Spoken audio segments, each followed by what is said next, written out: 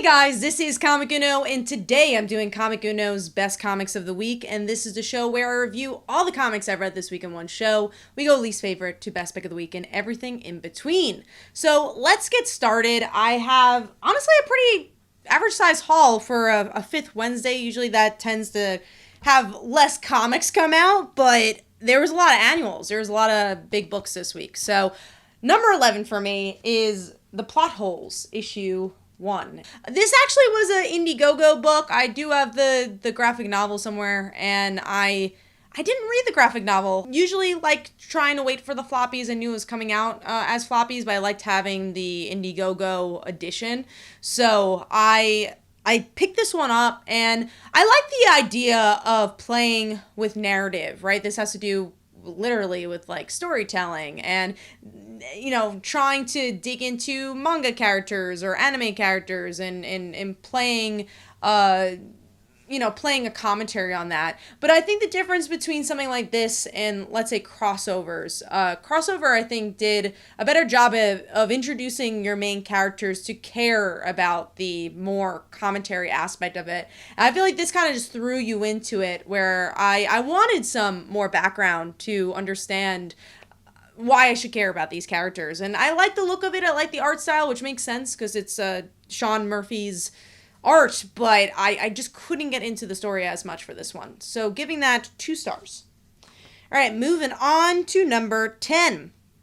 I was already hearing okay things about this one, and that is Batman Catwoman, the Gotham War battle line. So this is a one-shot introducing you to what's going to happen with this war. It's more of a prelude, more of an issue 0. As someone who's not reading Catwoman, I don't know if it really affected me, but it's like, all right, I'm already don't have that baggage. And then I didn't really love the last arc for Batman. I'm like, this might be the way to kind of bring Batman back. And I was kind of bored, honestly. There's some really interesting things that could be happening here. I like the idea of, honestly, Catwoman and Batman fighting. I like the idea of them having 2 very different ideologies and that coming to an head. And you get to see that a little bit here, but there wasn't any interesting back and forth between them. And there was a lot of exposition, and I thought the artwork was very plain for this. I just felt like there was a spark of potential that just wasn't hit with this issue. And maybe because it's a prelude, maybe part 1 will give us a little bit more information, a little bit more livelihood into this book. So let's give that 2 stars, and then it's number 10. All right, moving on to number 9, which is Ultimate Evasion issue 3, a book that I have not been loving, but I like the Ultimate Universe a lot, and I want to see what's going to happen with the Ultimate Universe and why it's coming back. And what's so interesting about this book is that the beginning is always a slog to get through. It's a little sluggish, and right when you get to the end, there's always something interesting that happens. And this time, it's Reed Richards becoming his own version of Dr. Doom, and like, that's interesting. I wish they played with that in the rest of the issue. So, and if you like the Ultimate Universe, there's little sparks of it, but there doesn't really feel like the energy of the old Ultimate Universe that I enjoyed. So it's not doing it for me as much, but that doesn't mean I'm not excited for a potential return of the Ultimate Universe and to figure out why it is returning. So giving that 2 stars, and that is number 9. Moving on to number 8, this is actually a new company, Distillery, and this is The Devil's Cut. This is one of those magazine books. Don't tend to love these. They're awkward to read. They're awkward to put anywhere. And there's a lot of anthologies that came out this week. Because it is that fifth Wednesday, they tend to release anthologies. And there is one anthology that I really enjoyed this week, and I think it's what I want to see with an anthology. And when I get to it, I'll tell you why that worked, I think, compared to some of these. And these are the biggest names in comics. They're telling their own tale. And the thing I didn't love about this book is that they're all new stories, right? They're all new characters you have to invest in, and maybe even new series you have to invest in. And there's almost whiplash that's happening where you're like, okay, I'm invested in this character. And you're like, wait, now we gotta go to the next one. They're very short. They're like 4 pages, I want to say, maybe 6. And it just was really hard to invest in every story when everything's new. I like the tone overall. It's like, hey, a lot of us came from Marvel and DC. Now we can be sexy, we can be violent, and it's, no holds bar. And I love that idea. And for some of the stories, I even enjoyed that story. But I think for the most part, it didn't get me sunk in as much as I wanted to. But I'm still curious to see what these the bigger series are going to be about. Maybe this could have been better for after we learned a little bit more about what the direction Distillery is going to be. So giving that 2.5 stars, and that is number 8. All right, moving on to number 7, another anthology, which is Marvel Age issue 1000. I almost didn't get this one to expect with this, and honestly, most of the stories I enjoyed, they were fun. There's nothing that you need to pick up here, though. The story I honestly enjoyed the most were the last 2, where they were more heartwarming and more about the overall sense of Marvel. So we get to see this kid who doesn't like superheroes because she's like, this is not, grounded. This is just superficial. And then she meets Jane Foster. And, I love when Jason Aaron writes Jane Foster. He gets her. And obviously that makes sense because he created her. Well, he was a big part of the Mighty Thor aspect of Jane. I don't know if he really created her because of the What If issue, but he's a big voice for her, and I always love when he does write her. And then the last part, having to do with actual creators, you got Stan Lee, Steve Ditko, and Jack Kirby. So I thought that was pretty cool. Yeah, so those 2 I enjoyed. The other ones were kind of forgettable, but they're at least focusing on characters you might not see all the time. Jean Grey you do see a lot, but Captain Marvel being one, the not Carol Danvers Captain Marvel. And if you enjoy old school Marvel, you might have a fun time, but there's nothing here that necessarily means you have to pick this up. But those last 2 stories were good enough. So I'm giving that, I think I gave it 3 stars. That was 3 stars. So we're moving on to number 6. Which is Blade issue 6. Nope, it's Blade issue 2. With this issue, we get to see a continuation of Blade trying to figure out this woman who came from issue 1, what her deal is, and trying to get the help of his friend to figure out this mystery. And the young girl we met in the issue 1, she's still in this as well. And it's mostly him interacting with this old friend. As someone who knows nothing about Blade, I didn't know who this friend was, but you kind of get a gist of, okay, they're exes and he needs to help her out. There's good action in this issue. There's not much progression with plot, but I had a good time with Blade interacting with the new character. And I do think the artwork actually improved because the coloring improved. I love the pencils for this book a lot, but the coloring was a little off on issue 1, and I think that was fixed with issue 2. So overall, giving it 3.5 stars. I liked it, and I don't know if I loved it, but I'm curious to see where the ride goes and if this is going to be more of a trade read. Moving on to number 5. I think you guys are going to be surprised. This is the title of the book, of the video, actually, and it's Miss Marvel, the New Mutant, issue 1. I went in not expecting anything. I'm not very happy that Miss Marvel died. I'm not really excited that she's a mutant, but I think this issue did the best it could with the information you got, right? Miss Marvel died.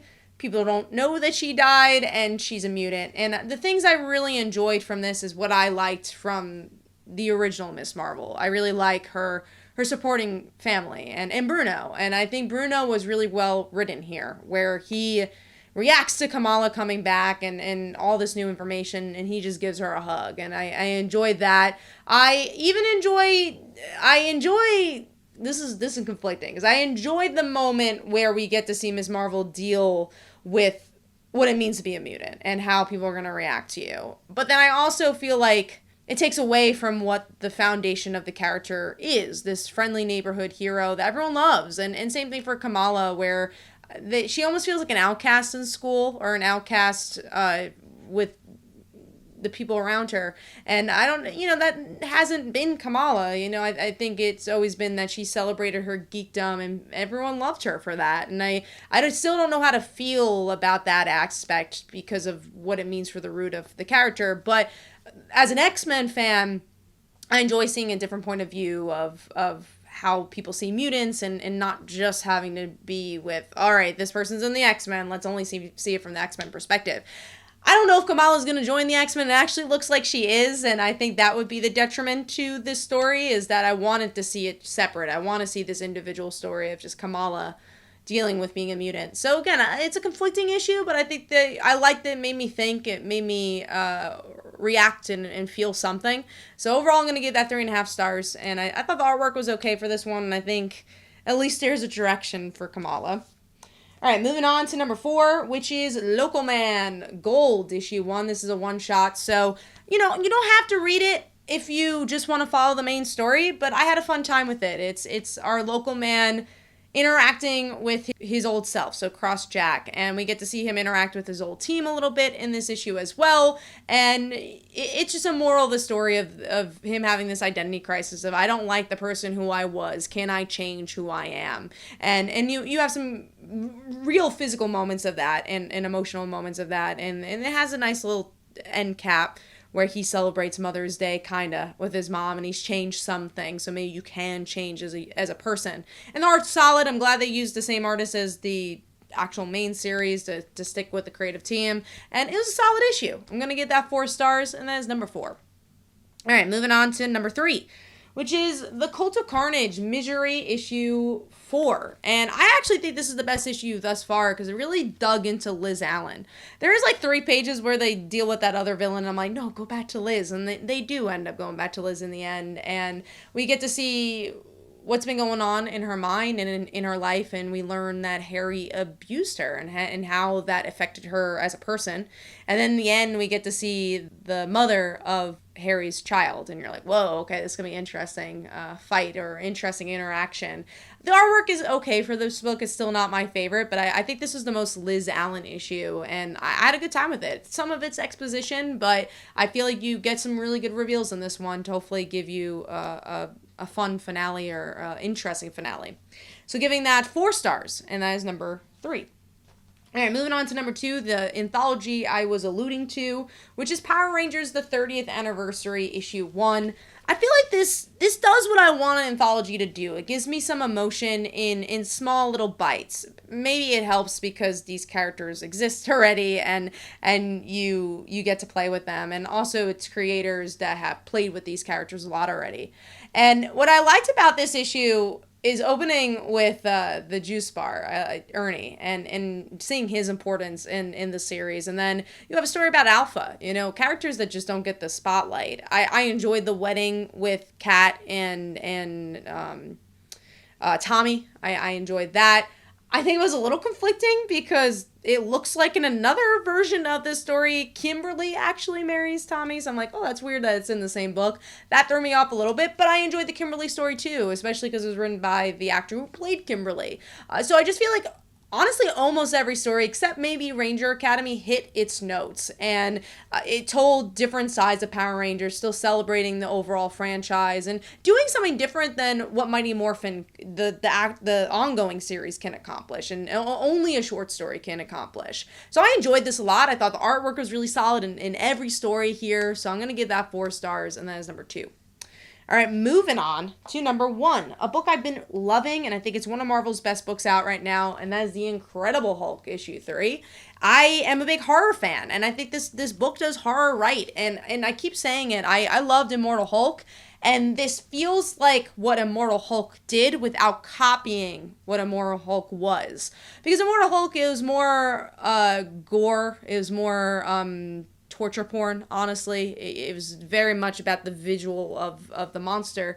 And here we get to see a lot of a more darker palette. It's more about what's hiding behind the shadows. And that's the type of horror I like. I'm a big fan of slashers, so just a character that's hiding in the shadows and then comes at you.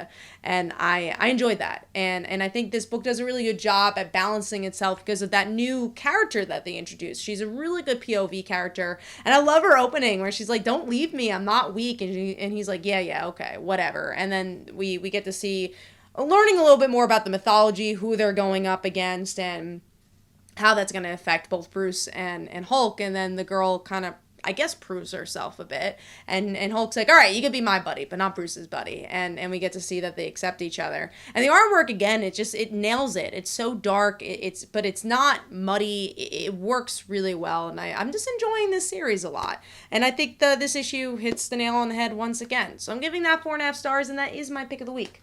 Hopefully you guys enjoyed. This is Comic Uno. Let me know in the comments below what was your favorite comics of the week, because you'll have a chance to be featured on the episode. I did skip last week, so there is no viewers pick of the week this week, but next week we will have the viewers pick of the week. So let me know in the comments below for your pick of the week. Hope you guys enjoyed. This is Comic Uno, and I'll see you guys in the next one. Bye.